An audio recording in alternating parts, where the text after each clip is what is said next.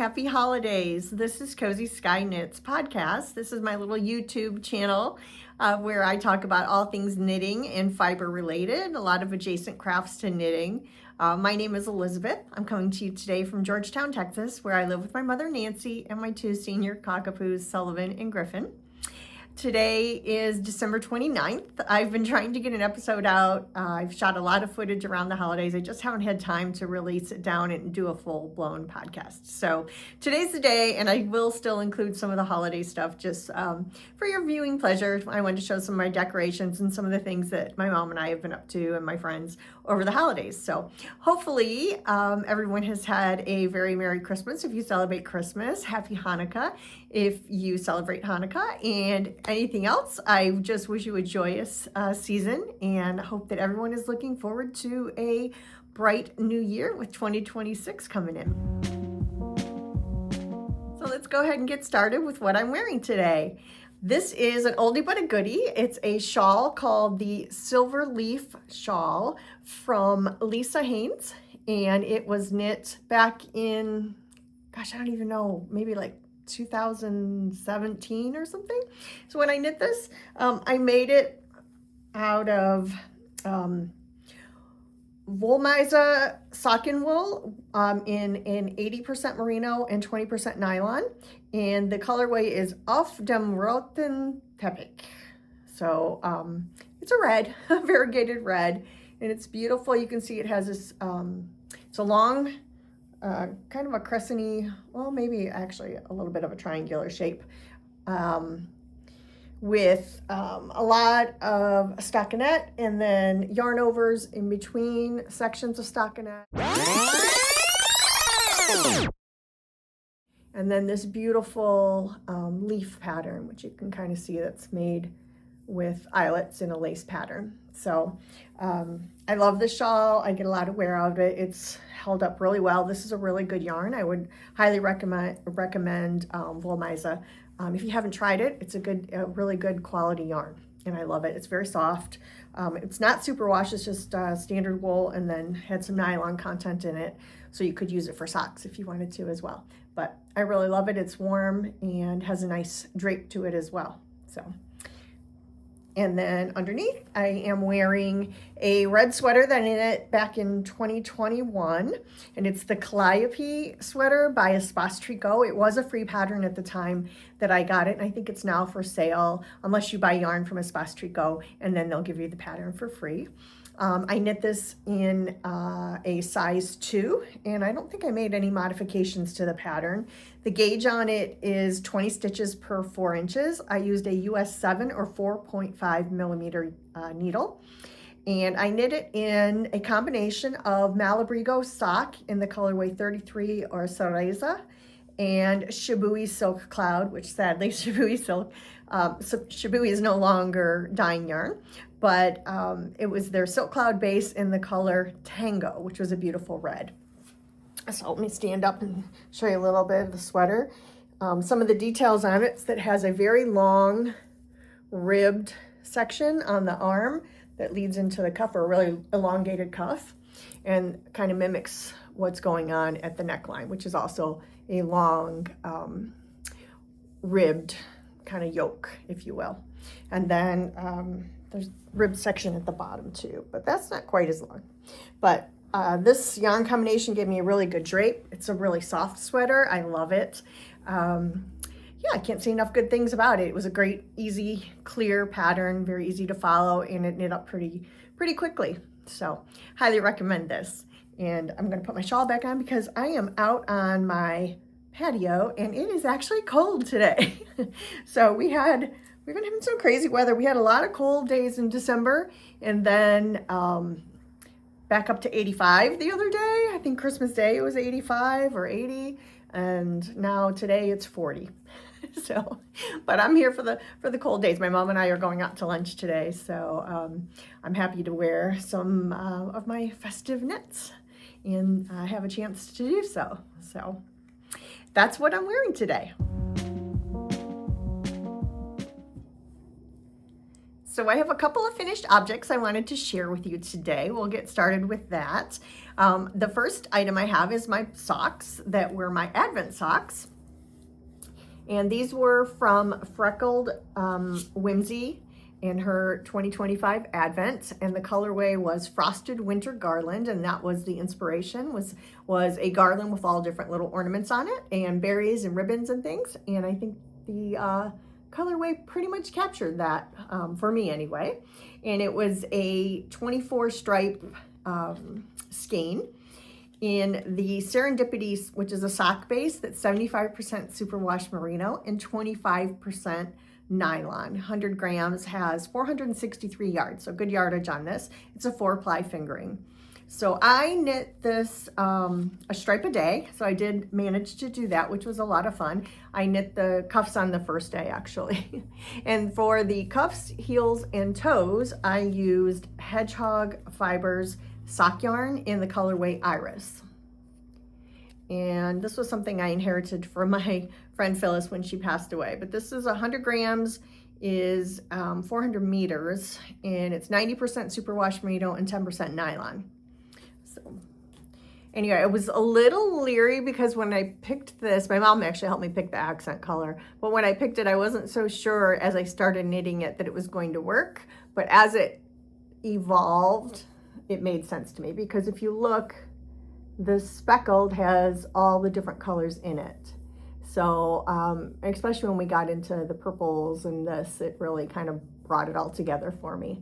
So super happy with them. Just a plain vanilla sock. I knit a 2x2 rib for the cuff, and I think it did about 15 rows or so, I'm not sure. And then I did a afterthought heel, but I did the method where it's kind of a forethought afterthought heel, where you put in a bit of scrap yarn where you want your heel to go, and then I knit the heels, and then I finished the foot one. Well, actually, when I got to about here, I went in and put the heels in so that they would be finished, and then I finished the days, and then I just knit the toes on the last day. So super happy with them. I haven't worn them yet because I wanted to show them on the podcast, but I think they're super cute and festive, and I think actually I can wear these all year long, and I think they'll be really cute with blue jeans and some fun sweaters that I wear. So it'll go with all my colors. So that is my first finished object. And I really enjoy knitting Advent socks, just that little bit every day. It's kind of my morning thing. I usually try to do it in the morning, and it's kind of a good way to start the day during the holiday season. So my second finished object is my jacket number 1, which is by My Favorite Things Knitwear, and I made a size small. The gauge on this is 15 stitches per 4 inches, so it went pretty quickly. I knit it on a US 7 or 4.55 millimeter needle, and the pattern calls for a US 6 or 4.0 millimeter for the ribbing and the button band. I did not go down to a 6 because I thought, oh, wait a minute. I'm wrong. I just thought of something. I'm telling you, I knit it in a 7. I knit it, the main sweater, in a US 9, 5.5 millimeters. That's where I was getting that. And the ribbing in a US 7, where the pattern called for a US 6 or 4.0 millimeters. I didn't want to go down 3 sizes because I thought it was too much of a change for me with the way I knit. So I just went down 2 needle sizes. So from a US 9 to a US 7 for the ribbing, and it turned out great. And then, so you knit, this is a drop shoulder construction, and you knit you start with the back and then around to the front, and then you connect it, and you're knitting not in the round because it's a cardigan, but back and forth. And then you pick up stitches for the sleeves, and then it has about a 3-inch ribbing. And then I did the Italian sewn bind off, or tubular bind off, on the cuffs and on the ribbing on the bottom, which I think turned out really beautifully. And then you pick up stitches all around, and you knit a double knit button band, which actually takes a while. It's a little bit slow going, but it's so worth it. It's just a really, really nice finished, beautiful feature of the design, I think. I also utilized the couple different tutorials on how to do the integrated vertical buttonhole so that you don't have to cut the yarn, which is really nice because I've done them before. We have to cut the yarn, then it's so many ends to weave in, and I find it difficult to weave them in without I don't know, looking funny. So I really enjoyed this method. Basically, you're doing some short rows on one edge, and then you're doing I did 2 yarn overs because of my row gauge. I needed 2 for the size buttons to accommodate for the size hole I needed. And then when you go back to the other side, you're knitting to catch up to the side that you were knitting on, you actually integrate the yarn overs that you had created, and then it leaves you with that nice opening for the button. So basically you have to make sure that the number of rows on the side when you start to make the buttonhole comes at least to halfway up your button in order to get your button to be able to fit through. So I think it turned out really nice. It was a good way to do it. It was my first time doing that method, but I will definitely be doing that again next time I have to do a double knit button band. And I really do like the look of the double knit button band. So the sweater it's not really cropped, but it's kind of a boxy look, and fits me really well. I haven't had a chance to wear it because I was hoping to get this done by Christmas Day, and I actually finished it on Christmas Day. But it was 85 degrees, so it was much too warm to wear. And I knit this in, I should talk about the yarn. I knit this in Kelborn Woolen's Germantown base in the colorway 315 or Emerald. And then I held that with a strand of Pearl Soho Tussock, which is a silk mohair blend in the colorway Lucky Green. And I think I talked about this on one other episode. I was worried I was going to run out of yarn, and I did. So I actually had ordered a couple skeins. I ordered 2 skeins. I really only needed 1 more skein, but that's okay. I ordered it from Knit ATX in Austin. So I have an extra skein, which I'll be able to maybe make a hat or some fingerless mitts or something, or maybe both actually, because I have a full skein. So the Germantown is 100% North American wool. It's 220 yards per 100 grams. And here's the label, you can see. And it comes already in a skein that you can pull from the center if you want. And then the Pearl Soho Tussock is, it's a beautiful base. I've talked about this before, 328 yards per 25 grams. And it is actually made in Japan, and it is 60% superfine kid mohair and 40% silk, so high silk content. So it's really luscious, and I love this yarn. So anyway, so yeah, I'll make some accessories to go with my sweater, maybe a hat and some, like I said, some fingerless mittens or something. So those are my 2 finished objects that I have today for you. So I only have 1 whip that I've been working on.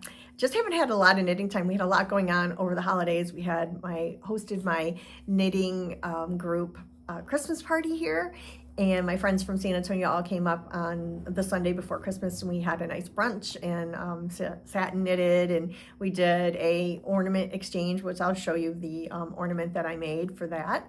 And then the next day we had a couple that lives here that we've known for several years. They actually used to live by my parents in San Antonio, and we've remained friends with them. And it's funny, they live a mile from us now. So anyway, we had them over for dinner on Monday night, and then on Christmas Day, our next door neighbors and one of our, oops, sorry, my puppy Griffin is barking. Hold on just one moment. Okay, sorry about that. Griffin was barking at something he saw outside. So I'm out on the patio, and that's kind of his space. He claims it, and he kind of rules the roost out here. So I had to put him in so he would not continue to bark at the dogs that are walking across the street and the squirrels. That's his thing. But anyway, I just wanted to share with you one work in progress that I've been working on. I think I was just talking about how busy we've been. And so I really haven't been working on too many other things other than the socks and the sweater that I finished. And then I started a new project. And it is the Someone to Write Gnome About mini. And it's a mini gnome kit that I got I think in February, from Stacy of Mustache Yarns, made up a kit, and it is, the pattern is, like I said, called Someone to Write Gnome About, and it is by Sarah Shira, and yeah, it came out in February of 2025. The kit from Mustache Yarns is, came in a 50-gram ball of skein of self-stripe. I can't talk today. 50-gram skein of self-striping sock yarn. Ooh, that was a mouthful. And the colorway Komorabi, I think is how you say it. And then 2 mini skeins, 20-gram mini skeins. And this is the colorway Boysenberry, which will be the body of the gnome. So this is the hat and the socks, and then the body of the gnome. And then another 20-gram mini of a natural color, which will be the gnome's beard. So I've been working on this. It's actually fairly tedious because you're using US size 1 or 2.5, 2.25, what is it? It's 2.25, I think, millimeter needles. I just know US 1.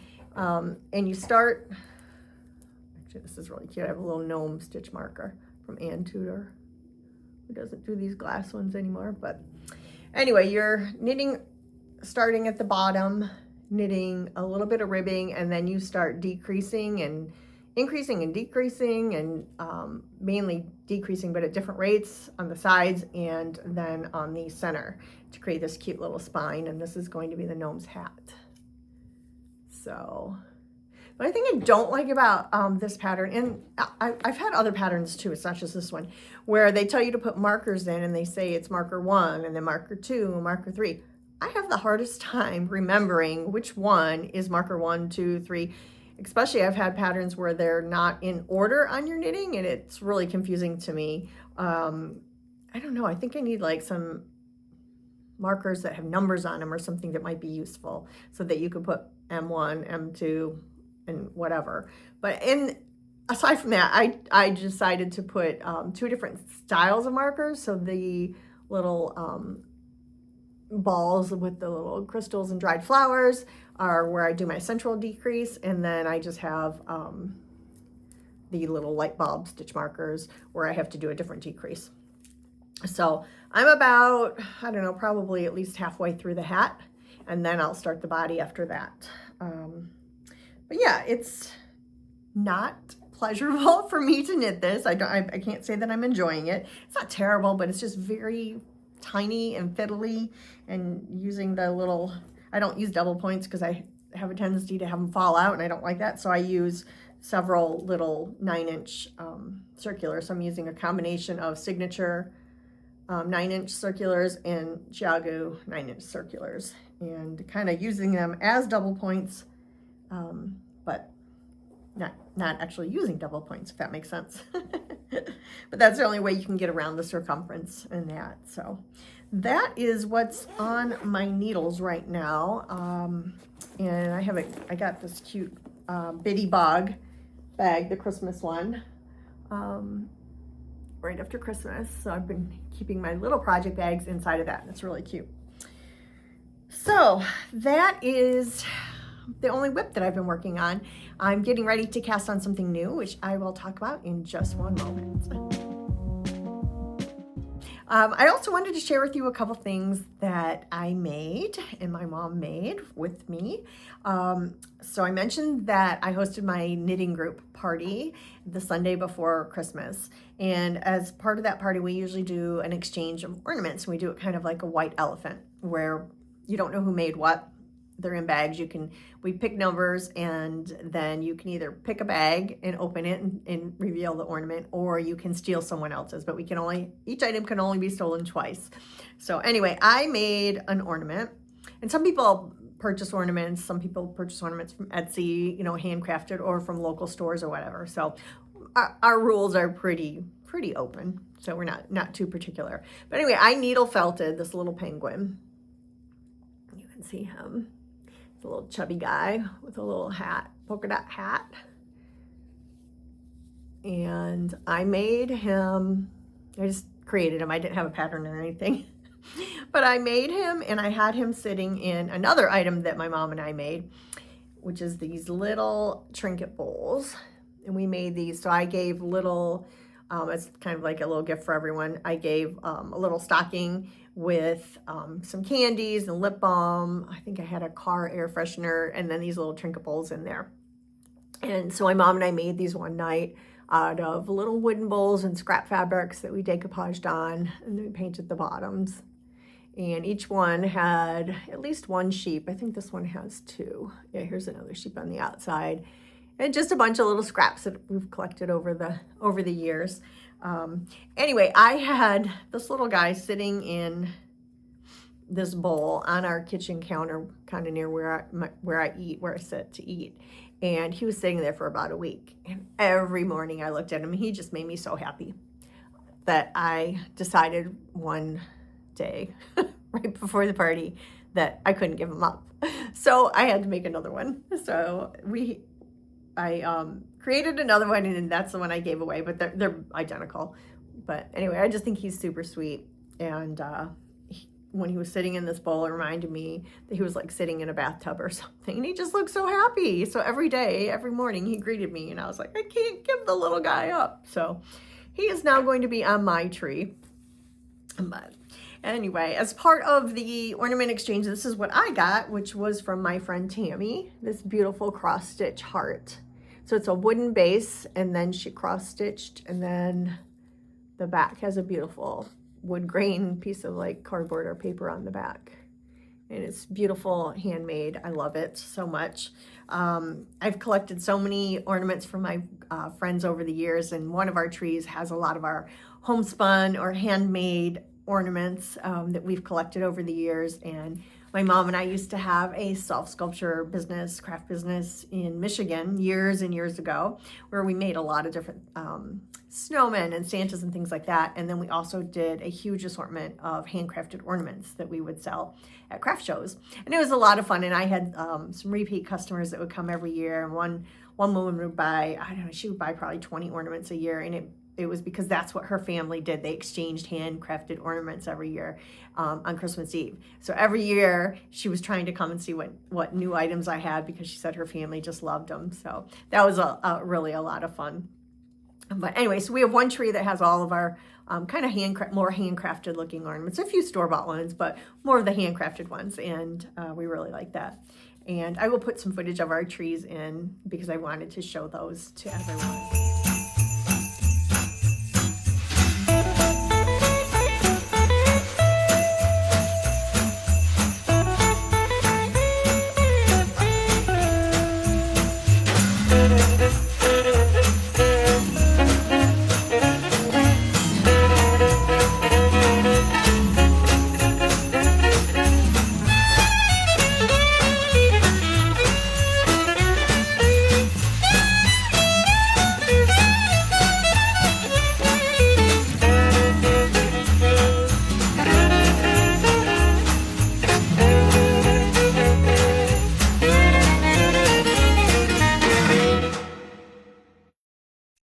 And our other trees, our bigger tree, has more of our glass ornaments and ornaments that we've collected over the years. Some of them are probably 100 years old. We have one Santa who he's made out of glass. He was from Germany, and he's so fragile, and over the years his nose has just completely deteriorated, so he doesn't have a nose anymore. But I can't bear to throw him away because he belonged to my grandparents. So, and I just love him. He's so cute. And then I have a reindeer too that's super fragile, and that was my grandfather's, and he always loved putting that on the tree. So many memories tied to my ornaments that go on our both trees. So I love it so much. I know some people like to do themed trees, but I just love the memories. And to me, it's like a memory tree. So my mom and I love to decorate the tree, and we wrap each ornament in tissue paper individually, and then they go into crates. And so my mom's job is to unwrap them, and she lays them out on a table, and then I put them on the tree. That's kind of our routine. So a lot of fun.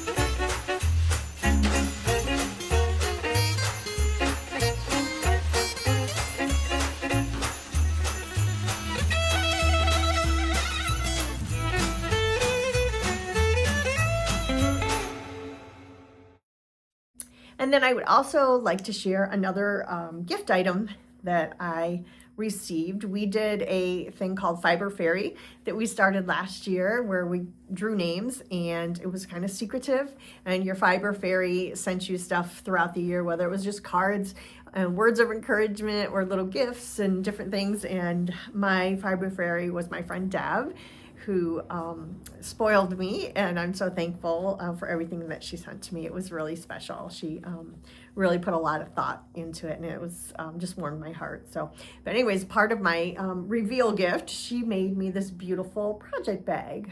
It's a tote, and she quilted it with this cute llama fabric, but she did this beautiful, beautiful quilting. She's a really beautiful seamstress, and the bag is quite large. It'll hold a good bit, has a big pocket inside and a really cute lining as well. And then she also made a coordinating notions pouch, which is really good size. So that's really nice. And then she gave me also, which I think she made this too, this other little notions pouch with this cute knitting sheep fabric. I think it's adorable. And she embroidered my name.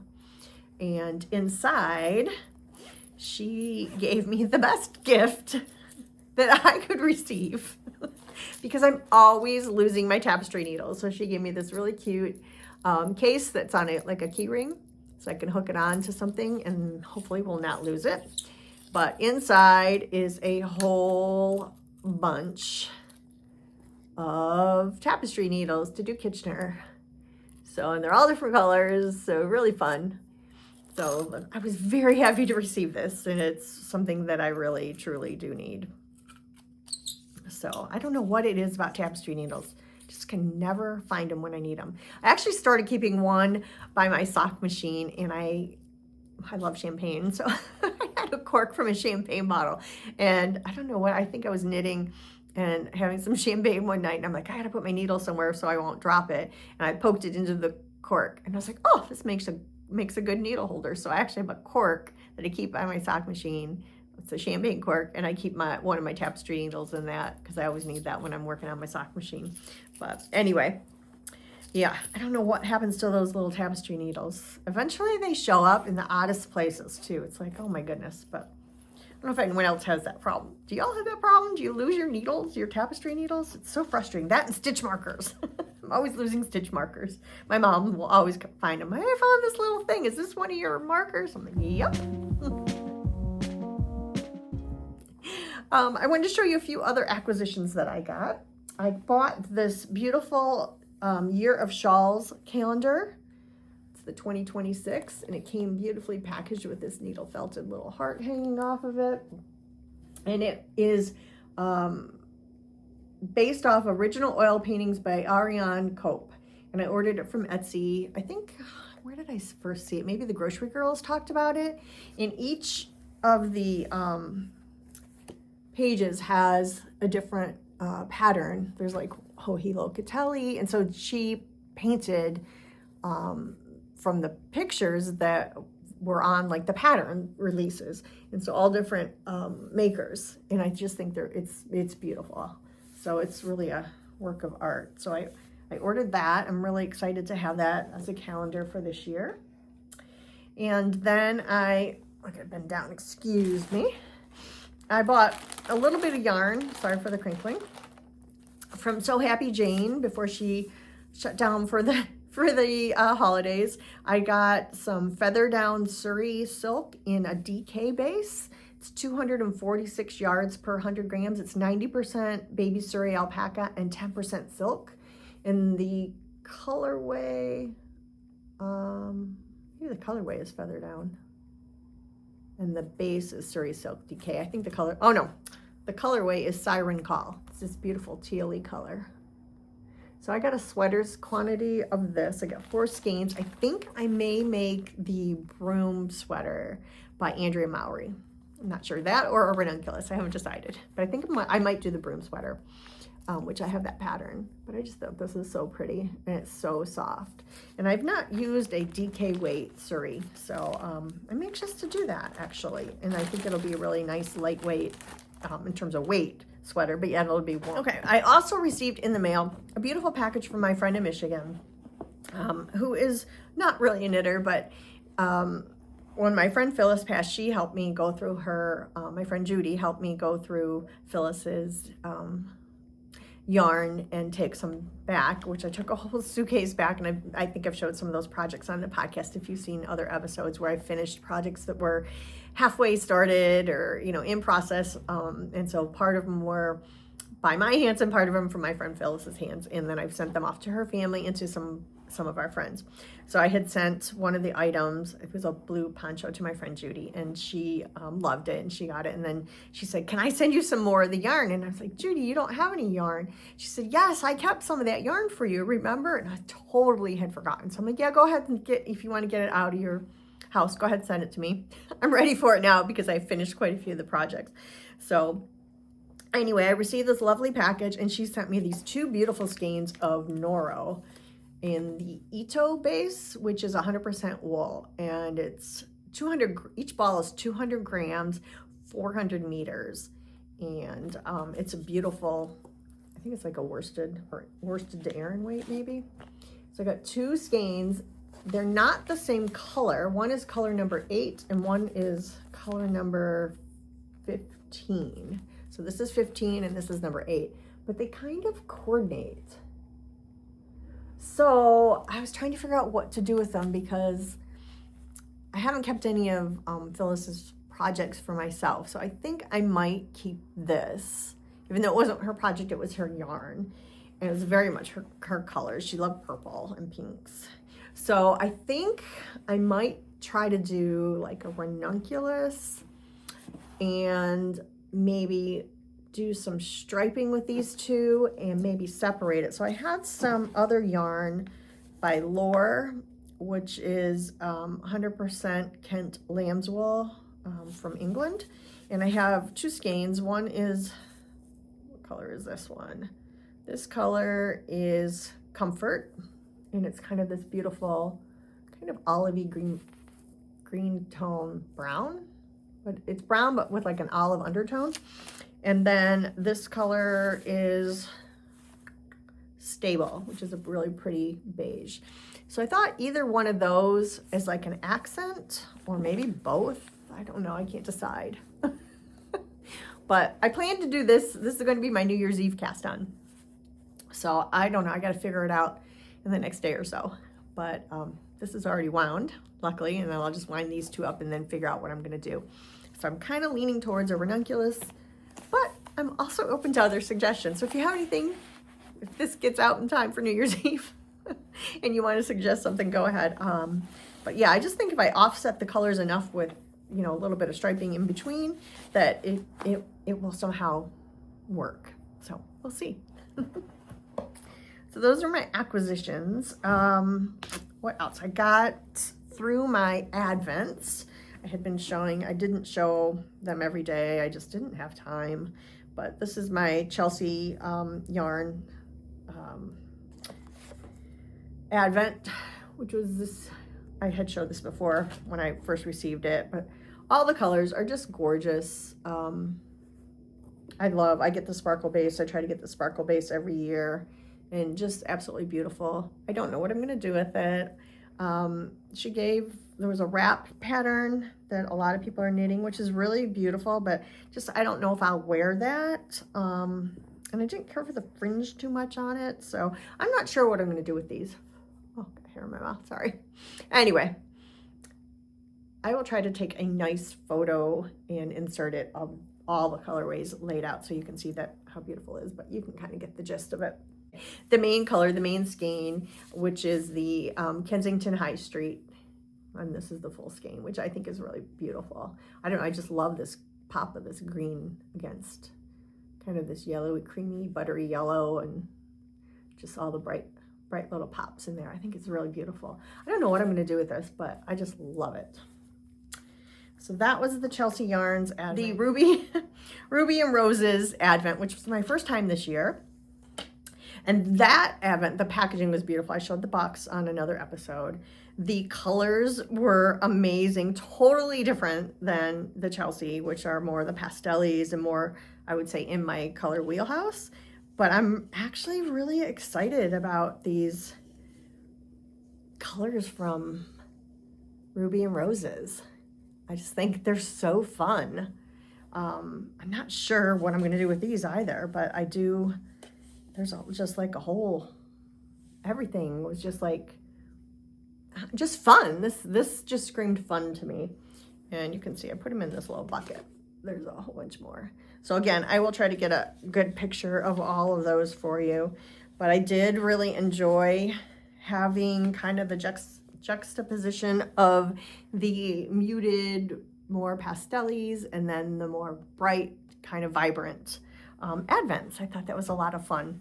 And the main skein from Ruby and Roses is called Twinkling Lights, and this color is really beautiful. It's got so many colors you can see in here. This must have been really hard to dye. I can't imagine. So it's got a really dark purple, a lot of dark purple, and then almost like a black, real dark gray. It's got teals and a little bit of like gold and more light colors that start popping out. It's just really beautiful. And then it gets a little bit of a brown tone. Just a beautiful skein. Again, I'm not sure what I'm going to do with this, but someday it will tell me what it wants to be. I could do beautiful socks with this. It's 85% superwash merino and 15% nylon, and it's a 4-ply, 437 yards in 100 grams. So it would be beautiful socks. So maybe some socks, or somehow I could see this, excuse me, my hair is driving me crazy. Somehow I could also maybe see this in a shawl. I think it would be beautiful in a shawl, because I think it would go with a lot of different things. So I don't know. Ooh, I just noticed there's like some olive in here. Ooh, I can't wait to like wind this up. That's beautiful. Anyway, very pretty, very pleased with my advents. That is about all I have today. I again hope that everyone had really lovely, peaceful holidays. I hope that you had time with family. That's really what's important. I know this year was a lot better than last year for my mom and I. Last year was the first year without my dad. My mom went to Michigan to celebrate my grandmother's 100th birthday on Christmas Day, so I was alone in between Christmas and New Year's. We were both exhausted from having moved in October and trying to get unpacked and settled and everything. So last year was really hard. In fact, we went out to like a Christmas Eve lunch last year, and someone took a picture, and I was looking at it this year, and I'm like, oh my gosh, Mom, we look horrible. I showed her the picture. The picture itself wasn't bad, but we both looked like we had no color in our face, and we just looked absolutely exhausted. So this year, I think we're both looking better in terms of at least looking more rested. So that's good. And although we do still miss my father dearly, we're just in a better place this year. We feel more settled, and yeah, so it's been a really nice holiday for us. So I'm thankful for that. And I hope that everyone else had the same. I know that, like I said, it's hard sometimes for people. I've lost a lot of friends this year, oddly enough. It's been really hard. My ex-husband passed away in January, and I lost another friend in, I think, May. It's been a lot. So anyway, I'm really anxious for 2026. I don't make like a lot of New Year's resolutions. I do kind of set goals, and one of the things a ritual I do is I kind of go through my budget and everything, and usually I do that on New Year's Eve in the morning, and I kind of just see where I'm at financially, where my goals were last year, what I hit, what I didn't, where I want to go for next year. So I always look forward to that, and it's, I think, a really good practice for me. And I'll be doing that in the next couple days, so I'm excited about that. And then I just kind of set some intentions and goals, and usually I always select a word for the year. And in the past, my words have been like inspiration or inspire, calm, peace, joy. Last year my word was joy, which I loved. This year my word is space, which sounds kind of odd, but I have determined that what I need most in my life this year is a little bit of space around everything. So I need a little bit of space around my work, a little space around my crafts. You know, just I tend to go, and I just keep going at such a rapid pace. You know, I have my full-time job, I have my business, which has been growing. I'm trying to do the podcast, which I love dearly, and I love the community.